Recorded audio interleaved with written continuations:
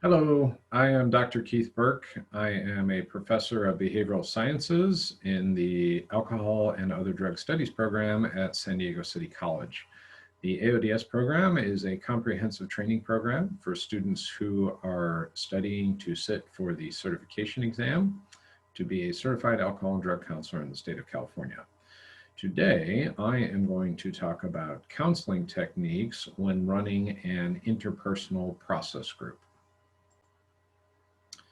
The interpersonal process group is a specific kind of counseling group. It is distinct from a psychoeducational group or a skills development group or even a support group. The interpersonal process group is based on some specific techniques of using the power of the group to get people in the group to interact with each other. So the overall goals and purposes of an interpersonal process group is to get the group members to work on real issues in their life, to increase awareness, to improve life skills, to engage in problem solving, and to build community support. And the goal for the interpersonal process group is to primarily do this by interacting with other group members. Now, this is a mistake that a lot of untrained early facilitators make when running an interpersonal process group. They tend to inject themselves too much into the group and make it more about how the facilitator is interacting with individuals. That is contrary to the goal of the interpersonal process group, which is instead to use techniques as a facilitator to get the group members to interact with each other. So you can see it in the actual name of the group, the interpersonal process group. So inter is a prefix meaning between, among, mutually, reciprocally interactive, and personal is relating to or affecting a particular person concerning one's personal life, relationships, emotions. So we're looking at an interaction between people relating to a particular person's private life, relationships, and emotions. When running an interpersonal process group, facilitating an interpersonal process group, there are two things that the facilitator always will be focused on. Both the content or the topic of the group and the process or how group members are relating to each other. We talk a lot about content and process in the clinical skills training courses in the AODS program. Essentially, content is what's being talked about without taking any other things into account. So the content of a process group, if somebody is struggling or is uncertain about applying for a new job, that would be the content of the topic, or the topic is applying for a new job. The process would be, how is this group member expressing themselves? How are other people reacting to this? So if the person comes to group and they're like, well, I have an interview tomorrow, I'm kind of worried about it, you know, but oh man, like it's been a while since I've like worked before, but yeah, I don't know how I should prepare. That would be very different from somebody coming and saying, yeah, I have an interview tomorrow for a job. It's been a long time since I've worked. Like, I mean, I don't know. I don't even know how I should prepare. So it's essentially the same topic that's being talked about, but how the person is expressing themselves is very different in both of those cases. So content, topic, process, how a person's relating. So in group, what we are focusing on when we talk about the process is, how are the group members relating to each other? How are the group members responding to this particular topic? Are the group members engaged? Are they engaged productively? Are we seeing something in group where people are trying to avoid a topic or they're developing anxiety? So a process group, it's not called the interpersonal content group, it's called the interpersonal process group. The focus really is on how members are relating to each other and responding to the topic at hand. Now, when a group is content or topic based, it typically isn't doing as much work. If somebody comes to group and they're talking about a topic, often they're not relating to others that are in the group. They may come into the group saying, oh, I have this new job and it's kind of exciting, but You know, I don't really like my boss. She gives me a hard time. And so it's a topic, they're bringing it to group, but this isn't necessarily relating to others in the group. So the facilitator may have to then develop process by engaging other members in the group. Who else has gotten a job, you know, recently? Have you had struggles with this? How have you dealt with it? And we want to see, is the topic actually lending itself to doing work? So the key thing anytime the facilitator is running an interpersonal process group is to try and figure out how can the group be helpful with whatever this particular topic is. Now, the overall goals and purpose then of an interpersonal process group is not one-on-one counseling with silent witnesses. And I'll give you an example of what that looks like. So an untrained facilitator running an interpersonal process group may do one-on-one counseling like this. So Dave, let's do a check-in with you. What's going on with you? Oh, I had a really good week. Really? Tell me more about that. Oh, well, I just got a new job. Oh, great. Have you worked before? Yeah, I've had a previous job. Like, okay, well, you know, so is there anything that, you know, you really need help with here? Like, well, I'm not sure, actually. I kind of want to tell the supervisor, you know, to give me supervision differently. Oh, well, have you thought about this? Now, that is the facilitator speaking to a group member, and everybody else in the group is just sitting around. They're silent. They're witnessing basically this one-on-one counseling. Now, the facilitator in this example I gave you, the bad example, may say, great, glad to talk to you, Dave. Let's shift over here to Maria. So Maria, how was your week? What's going on? And now the counselor starts a one-on-one conversation with Maria, runs around the group and does this with everybody. That is not the point of an interpersonal process group. The job of the facilitator in an interpersonal process group is to get the group members to talk to each other, not to talk to me or me to talk to them. So when somebody brings up a topic, so if Dave comes in and says he started a new job, but he's not sure how to handle the supervision he's getting from a supervisor and whether or not he should say something to them, a skilled, trained facilitator of an interpersonal process group will immediately start to involve the rest of the group. That's a great question, Dave. Who else in the group relates to this? Has anybody successfully navigated a similar situation before with this? So we're going to try and generate group process. We may ask Dave, wow, Dave, thanks for bringing this to the group. How can the group be supportive with this issue?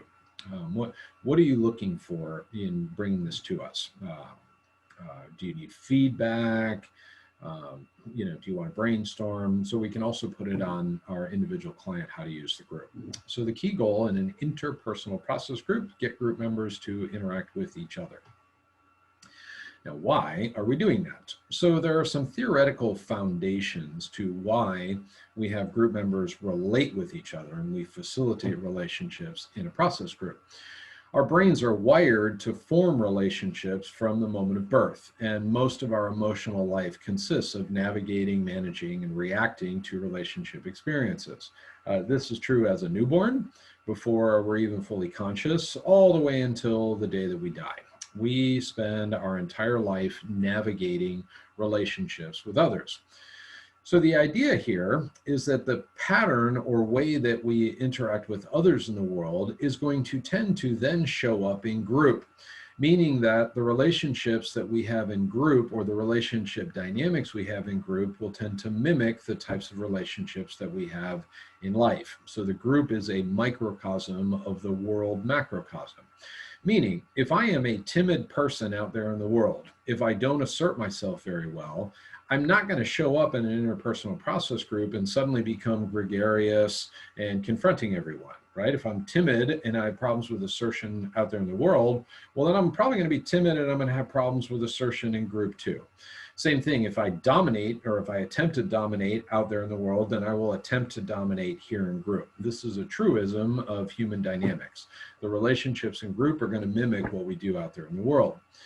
So that is a very powerful opportunity to help people not only use the support and empathy and problem solving of the group, but to evaluate and analyze how they interact with other people. And it's different from individual counseling. So individual counseling is a very important therapeutic alliance. but it's usually a special relationship that's very different from day-to-day interactions with others.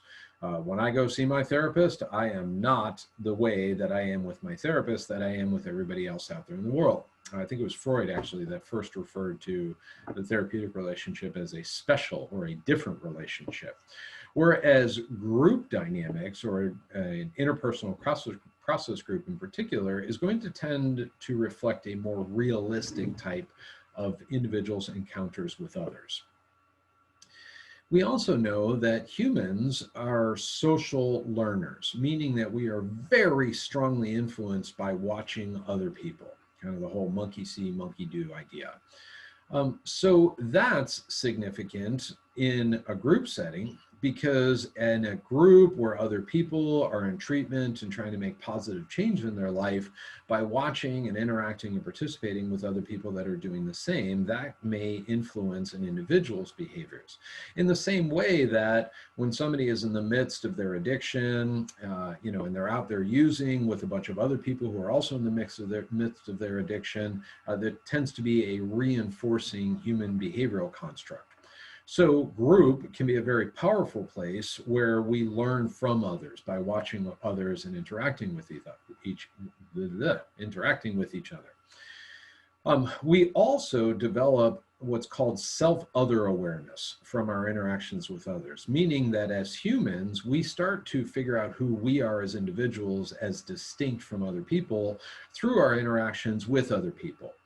Seeing how other people see us versus how we see ourselves, figuring out what we like and what we don't like from our interactions with others. So group can be a very powerful environment for developing self-awareness of what's going on with us and what are our needs. Group is a place to experience support and empathy for the things that individuals are going through, a type of validation for what's happening. Many times, not only people in substance use treatment, but people in general often feel like their experience is unique to them or nobody's going to understand. It's particularly true of people who develop substance use disorders, because typically what happens is life stressors lead to picking up whatever the drug of choice is. Whereas in a group setting in treatment, there's a chance to deal with stressors and get support and empathy from others who may have experienced the same thing, which is validating. Group is also an excellent place to model appropriate confrontation with others. And group is also a good place of how to learn mood management, or how to deal with something like anxiety, for example, or what's an appropriate expression of anger, both through interacting with others and watching how other people in the group do it themselves. And relationships in group are also the most natural setting to identify individual and relational defense mechanisms and tensions. Meaning that if somebody has a problematic way of relating with other people, you're going to see it in group. If it's happening out there in the world, it's definitely going to be happening there in group. And many times, individual relational defense mechanisms and tensions may contribute to substance use. So people who are codependent, codependency is I don't know who I am except through the other person. The other person's ideas are my ideas too. I have weak boundaries. I give in to whatever they say. I can't be alone with myself. I always have to be in a relationship. These are all aspects of codependency that often contribute to both substance use and a substance use disorder getting out of control. Forming unhealthy alliances with other people, having avoidance or aggression patterns of behavior, difficulties with confrontation, mood disorders, cognitive distortions, all these things in terms of how they manifest themselves in relationships. Group can be a very powerful setting to work on those things, the interpersonal process group in particular. All right, so let's talk about the here and now process in the group setting. So there are lots and lots of topics and types of discussions that could happen in a process group with varying degrees of being helpful. People could come to a process group and talk about the football season. People could come to a process group and talk about the weather. People could come to a process group and talk about the new employee who just started working in the treatment facility. Right, these are all possible topics. They could come to group and talk about how they were, when they were a kid, they loved to go camping.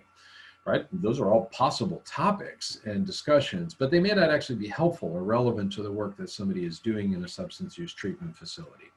So the goal of the facilitator is to try and direct the group into topics and types of discussions that are likely to be helpful and relevant to the reason why they're in treatment. Now, note that clients will typically default to topics or discussions that are easier and less relevant. So most clients don't want to really get vulnerable in a group setting. Most people in general tend to avoid things that feel like work. So left to their own devices, if an untrained facilitator allows the group to just kind of run off on its own, the group is probably going to run off into some topic that isn't really relevant to anything related to a treatment goal. So the most effective work is going to take place when the group is focused on things that are happening in the group, here, in the group, at the moment that they're happening, right now. So that's the here and now. Talking about things that are happening in the here and now are usually most helpful and relevant to the treatment goals. Now, this is a little chart that gives you layers of discussion that you typically see in group. So over there on the right is a visual representation. Green, meaning kind of a green light, this is where we want to get to, is here and now. When people are managing group relationships, providing support to others in the group, getting feedback from others in the group, having in-the-moment emotions in the group as somebody is sharing, maybe somebody else is having an emotional response to that. That's powerful stuff. That's the here and now. That's where we typically want to keep discussion if we can. Now, me in the present is usually not related to the here and now. It's an individual bringing a present stressor into the group. So somebody comes in and says, you know, I'm having a real struggle. You know, my wife has told me that she's had it with me and she wants a separation. And oh my God, I'm so stressed out. I didn't see this coming. This is somebody talking about a present stressor. Now, that is represented by a blue color in that we can work with this. Typically, what we're going to do is we're going to try and drive that discussion into a here and now group dynamic. Wow, like that's, Raul, that's really challenging. I'm so sorry you're going through that. You know, as Raul was sharing, I'm wondering if that's bringing up anything for anybody else in the group. So we get back into the group relationships in the moment, here and now stuff. So here and now, me in the present, we can work with that. Me in the past is typically when a group member is talking about something in the past or telling war stories. The problem is if they're talking about the past, we have to ask the question, well, how much work can we actually do here? Is this relevant to what's happening right now? And talking philosophy is pretty much talking about anything that isn't related to doing any work. So talking about ideas, bringing up easy topics, you know, talking about the current political situation in the United States. I mean, that might be a great topic for a dinner party, but how is that relevant to the treatment goals of the individuals that are there in the group? So when we get into me in the past and talking philosophy, represented by the orange and the red, that should start to send off warning bells of like, okay, how much work can we actually do here, or are we outright avoiding work? Now, in the here and now, the principle is that clients will always bring their outside world selves into the here and now group dynamics. And working on those here and now relationships in the process group is going to help develop relationship skills for outside world interactions too. Good examples of that are things like somebody who's first time in treatment and maybe they bring up in group, you know, I haven't told my family that I'm coming to these groups. I haven't told them that I'm not using anymore. I'm not drinking anymore. Like, that's a great here and now topic we can get into. Wow, I'm wondering how others have handled this. People start talking. Maybe there's some role play going on. Somebody says, you know, it was really important for me to tell my family that this is what I was doing and to ask for their support. Well, I don't know how to do that. You know, what did you say? Right. So all these relational dynamics in group, role-playing this stuff out in group can then prepare somebody for taking that into their outer world relationships. And there's lots of other aspects of the here and now that can be really helpful. So people learning how to communicate clearly, identify their emotions, listen to others, practicing assertiveness and confrontation within the group. Learning how to express empathy, feel concern and pain for other people's situations, and supporting others as they're going through things, and being open to others being supportive of us. Learning acceptance of others' viewpoints and problem solving. So lots of stuff we can do in the here and now. So me in the present problems are, again, those real life problems that can be worked on in a group setting. So the facilitator may need to turn that into a here and now dynamic by allowing the person to express whatever it is that's happening in their life and then turning that into a group process. Wow, thank you so much for sharing. I'm wondering if anybody else in group has had a similar situation. I'm wondering if anybody's having a reaction to that. You know, how can the group help you in this situation? So there's lots of ways to turn a me in the present problem into a process group, where the group then together can brainstorm with each other, problem solve with each other, learn from each other. And sometimes one of the most powerful things group can do is hold each other accountable. So if somebody makes a commitment, you know, yeah, like I'm going to go talk to my family and I'm going to tell them that I'm not drinking this holiday season and ask them not to drink around me, great. Well, then when they come back to the group, we may want to check in and say, so last week you were here, or on Tuesday you were here, you're talking about talking to your family. How'd that go? Well, I didn't do it. Wow, really? What happened? So this is where the group holding each other accountable to treatment goals can really help make progress. Me in the past, talking about past events is usually not helpful with current life changes, unless somehow something in the past is impacting a present situation. So as a facilitator, you want to figure out or get enough background for relevance. Certainly somebody who experienced some kind of a trauma earlier on in their life, they haven't really addressed that in any way. Now it's coming up for them and they bring up the trauma in the group. Well, that would be a me in the past topic, but it certainly could be relevant to what's happening with that person now. So what the facilitator will do is try to get enough background, you know, encourage enough sharing of this me in the past story, and then switch to how's this affecting your life right now? How can the group be helpful with this? If somebody is just telling war stories, oh yeah, man, back when I was in my addiction, you know, I used to like, you know, whatever, pop wheelies on my motorcycle, you know, while I was on methamphetamine, like, oh my God, it was so much fun. Like, okay, great, thanks for sharing. So is there something about that that relates to something you're going through now? No, I just thought it was cool. Ah, I see. Okay, cool. Well, thanks for sharing. But I'd like to redirect to some things that are happening right now that we might be able to work on. So, and then last one, talking philosophy, you know, which again is kind of talking about any topic that has nothing to do with treatment. That's great for tea parties, neighborhood get-togethers, academic discussions, social media, but that is not helpful for a group process or a process group. So talking about the weather, talking about politics, even sometimes, you know, the group may get itself into, you know, some topic that's generating feelings.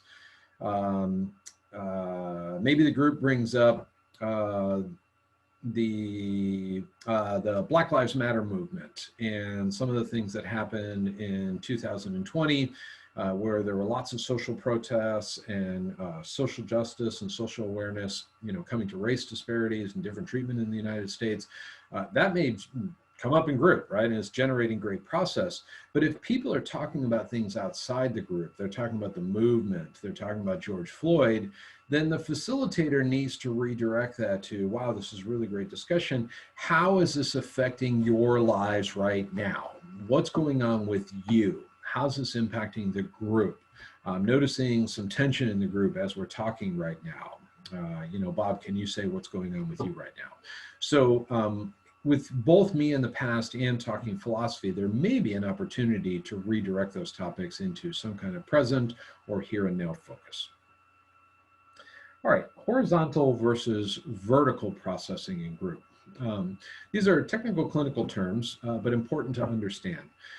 So we typically want to avoid the vertical process. So the untrained or novice process group facilitator often gets caught in the trap of going too deep with one person. So if somebody brings something forward, And the facilitator starts asking a lot of questions of that person, encouraging detailed descriptions. Again, this mimics that one-on-one individual counseling that we were talking about earlier, which is great in its own setting, but not so appropriate for a process group. Typically, when a facilitator is getting too deep, having a one-on-one conversation with one person, asking a lot of questions and getting a lot of details, this will stop the group process, meaning that the rest of the group members are no longer engaged and involved. So the goal of the process group is not to focus on one person extensively or going vertical deep with that one person, but instead to use the power of the group or to go horizontal to generate a shared experience. It's just a little model of what I mean by vertical process and horizontal process. Over there on the left, a vertical process is going deep into one person. So there's a strong focus on one person in the group, whereas a horizontal process is encouraging group member interactions with each other. Now, sometimes you're going to have to ask clarifying questions, or somebody brings something up. It's appropriate as a facilitator to ask a couple more questions or get a little more detail or just try and figure out where the person's going with this. So asking clarifying questions is fine. So like on this chart, the first arrow pointing down is green, as long as you're not going too deep into a one-person topic. Where it starts to get into yellow, from myself when I'm running the group, I start to feel it where like, okay, I'm noticing I've now asked this person 3 questions, they're sharing a lot of details, she and I are looking at each other, but nobody else is involved. So how can I turn this topic into a group process? I need to figure out what's going on here. Does this person need feedback? Are they looking for support? And I need to be really careful that my questions themselves are not creating a vertical process or individual counseling. So moving it back to the group focus. So the idea then with horizontal content discussions is always to try and get the clients to talk to each other, to facilitate horizontal process. It's a very typical way of doing this, which is to acknowledge whatever it is that the person said and then put it out to the group. So one way of doing that, that's a powerful story you just shared. I'm wondering who else is having a reaction to this. Wow, so thank you so much for bringing that to our attention. I'm wondering if anybody else has had a similar experience. So what we're doing is trying to build relationships and feedback and support among the group members, not between an individual and the counselor. Now, there are some life skills or learning life skills that are often really relevant to the work we do in a process group. So some basic life skills, typically that people are working on in substance use treatment as a whole, but can also be brought into the group process. Many times clients in substance use treatment are often reacting to or complaining about situations, people, or circumstances. So this is often a root contributing factor to using substances. Most people that develop substance use disorders don't tend to take action to resolve factors that they're unhappy with in their life. The tendency, once the substance or the addiction takes hold, is instead to use substances as a way not to take action or to avoid or to circumvent problems. And so what often happens when people get into treatment is they don't have good skills taking action on things that they're upset about, but they will certainly often use group to complain about things or reacting to things. Oh my God, that new counselor is such a jerk, I hate him. So what you're gonna do then, these are some examples. I couldn't help it, it's not my fault, there's nothing I can do about this, he's a jerk, he hates me, everybody's against me, nobody supports me. These are typical kind of complaints or reactions that people may bring to group. So the skill here is learning to initiate or take actions or make action decisions that are based on the best interest related to whatever the problem is. So somebody brings in a complaint, wow, I'm really unhappy about that new guy, that new counselor has started working. I feel like he's really mean to me.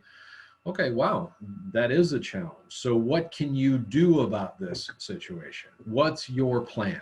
So here what the facilitator is doing is taking a complaint and trying to turn it into an action or a solution focus. Now, group can actually be really helpful with this. So many times an individual is like, well, I don't know what I can do about that. So what we can do is turn that out to the group. Most of the time, I mean, I would probably go so far as to say the vast majority of the time in my personal experience, but most of the time, if somebody is bringing a problem into a group setting, somebody else in the group has had that exact same thing. And either they have tried some things that worked or didn't work, or maybe both of them don't know what to do about this and can help brainstorm with each other. But the idea, again, is to turn to the group. So if somebody's complaining about something, we try to ask them, what's the action? They say, I don't know. So then what we do is turn around and figure out, like, okay, well, how can the group help you manage this situation?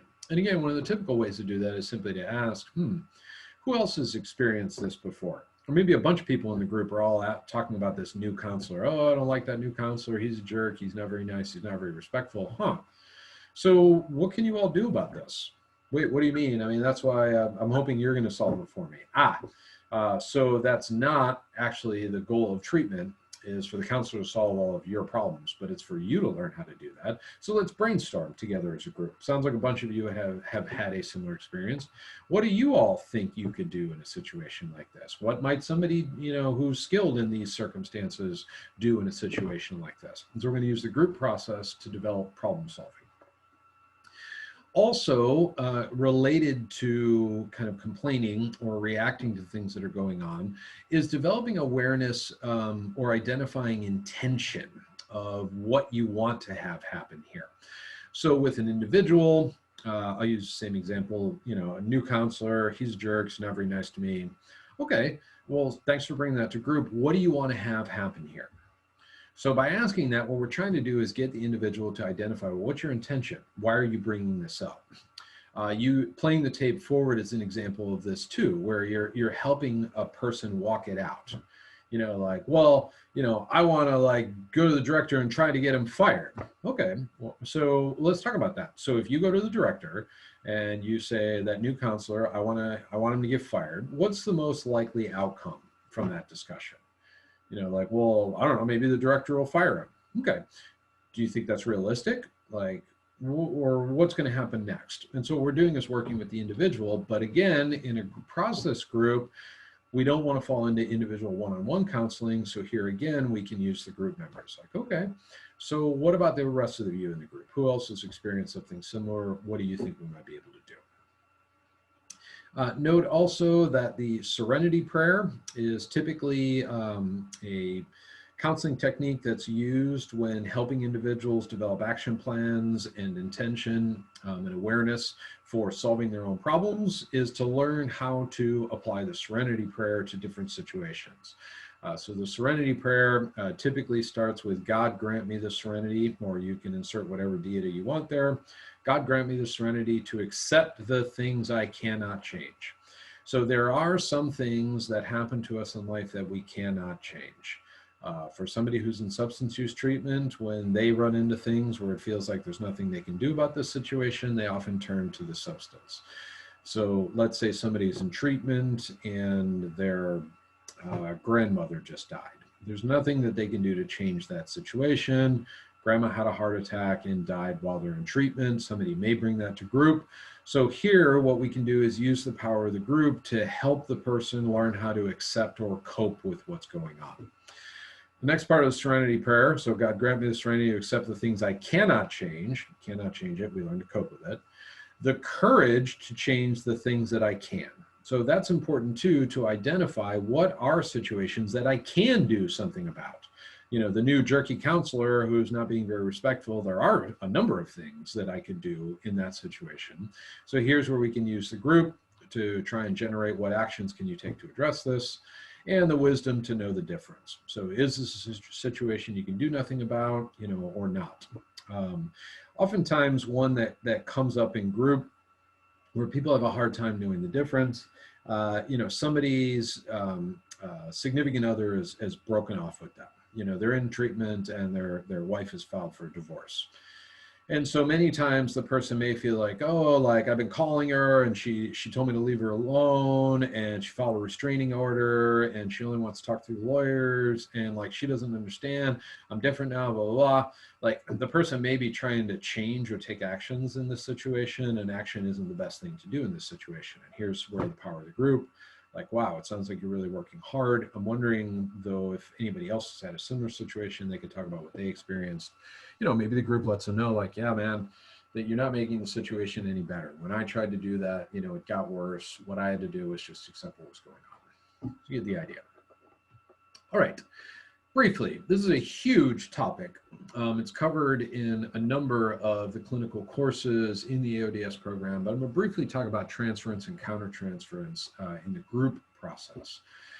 So identifying transference when it happens in a group, oftentimes, particularly in a process group, much more than a psychoeducational group or a skills group, often it's in a process group that one member may focus on another group member in a way where the interpersonal interaction is recreating some similar dynamic that happened in their past.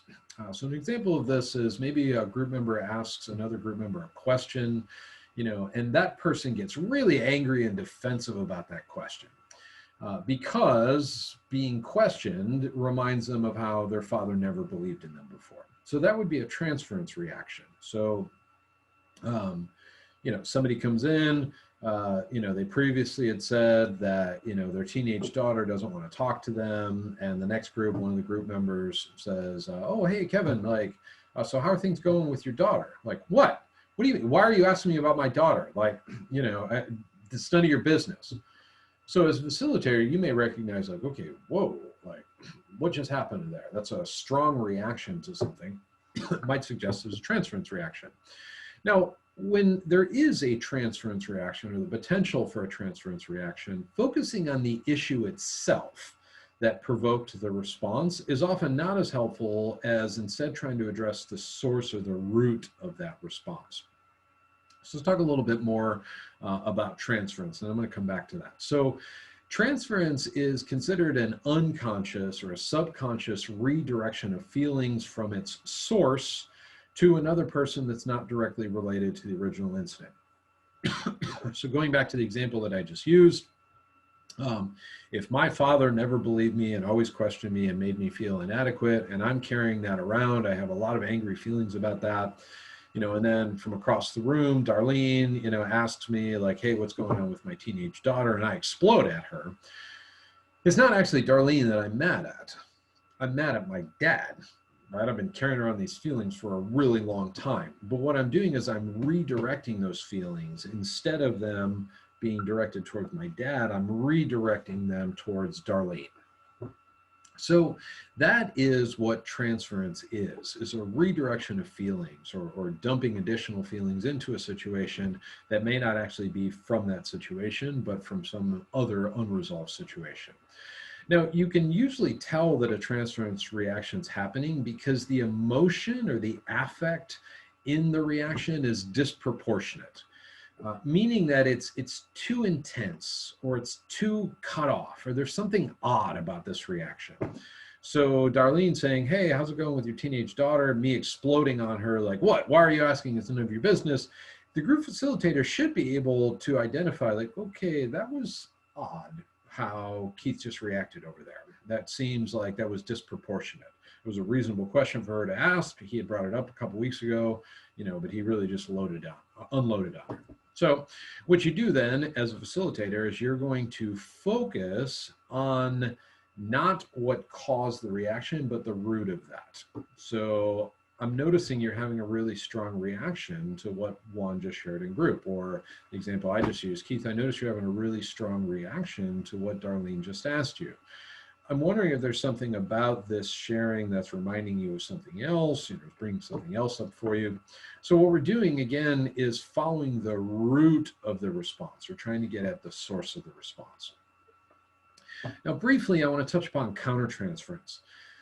And I'll talk about in just a second about how there's a confusion about what this word means. So transference is I'm having an unconscious reaction, or feelings towards somebody else that isn't actually just that person. It's a reaction to something that previously happened. So what countertransference is when somebody has an unconscious counter reaction to somebody else's transference. For example, if the client is projecting fear of her mother onto you, so a group or onto somebody else, actually, I'm going to use you, and I can use a personal example of this. This actually happened to me a number of years ago. So I had a client who was in a process group. I was the facilitator, and she was very timid and would be very reactive. Like I would barely say anything, or I'd check in with her, and she was having this very strong reaction. Like she was timid. It was like she was afraid of me, and it started to really irritate me, which I knew at the time, like, whoa, what is going on? Why am I getting angry or irritated, with this person who clearly is timid and concerned or afraid? And what it was, so her transference reaction, what she was projecting onto me, was that I was an angry, or scary person. My countertransference was that I was feeling her transference, and now I actually started to feel the very thing she was projecting onto me. Some very interesting research into countertransference that I'm not going to go into in this lecture here. But essentially, we pick up a lot of unconscious cues from people, and that then can impact how we react or respond to them. Sorry, I'm having a little dryness in my throat. So much like calling out transference in the previous slide here, I'm noticing you're having a strong reaction to what Juan just shared. I'm wondering what it is about his sharing is bringing up for you. We do the same thing with countertransference. If countertransference is happening, we want to call that out. So if I'm the one having the countertransference, wow, I'm suddenly feeling emotional myself. And I think this may be a response to the intensity of your feelings about this topic. So the idea is we're going to call both the transference and the countertransference out. Now, just note that there's a common misuse of the concept of countertransference. You hear this not only in the substance use treatment community, but in the mental health treatment community also. Many times people think that if a counselor has a strong reaction to a client, then this is countertransference. It's actually not countertransference, it's just transference. Counselors are capable of having transference reactions just as much clients are. And typically if a counselor is having a transference reaction towards a client, it's usually rooted in unresolved or unprocessed past experience that the counselor has had. Again, countertransference is having a reaction to somebody else's transference. Now, it doesn't really matter, I mean, if you're out there and you're like, oh my God, my supervisor does this all the time, like, okay, fine. Just in your own mind, though, so that you know, transference is fairly normal, happens all the time to lots of people in a group setting. Countertransference, true countertransference, where somebody's reacting to somebody else's transference, is a little more rare. So either way, how do we address it? So when a group facilitator suspects transference, the best intervention is typically to move the focus off of the other person. So if Kevin's having a reaction to Darlene, what we want to do is move the focus off Darlene and back onto Kevin, and instead invite the person who's having the transference reaction to focus on his or her own feelings in the moment and find out how this relates to their personal life experiences rather than focusing on that other group member.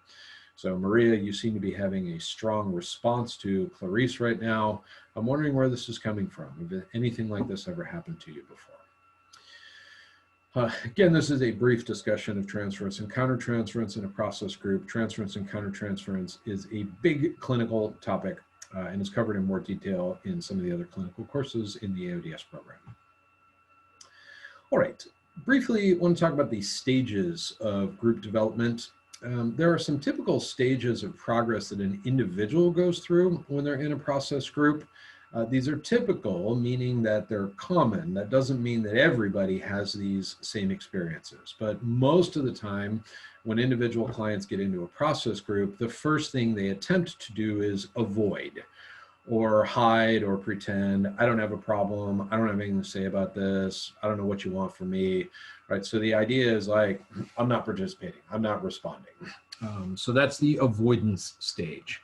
The projection stage is usually where countertransference and transference shows up, where a person starts to react to other people in the group, but they're really not taking any ownership for what's happening with them. They're just reacting to them. Oh my God, they tell their person, God, she's such a jerk. I hate her, right? So what they're doing is they're projecting onto other people in the group, but they're still not actually progressing or having progress towards working on their own issues, concerns, or treatment goals. The third stage is ownership of what's happening to them in the group. So some awareness, some sacrifice, compromise, or strategy.